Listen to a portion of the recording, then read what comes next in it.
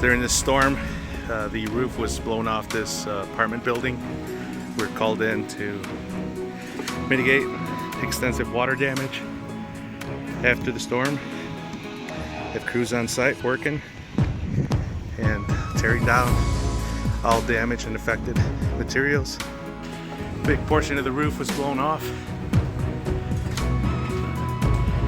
and water came in, removing all insulation from exterior walls that are wet.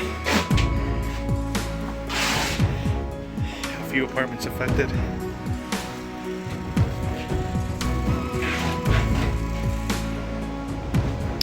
Here's one of the other units that are affected. The ceiling's pretty much collapsed, and now we're removing any extra materials that still need to be removed, demoing additional walls.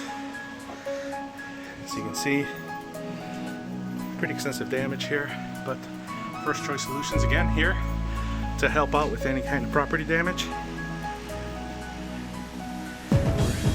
We're working in these units, trying to assist the building owner with mitigating this loss. Again, First Choice Solutions when it comes to solutions to any damage.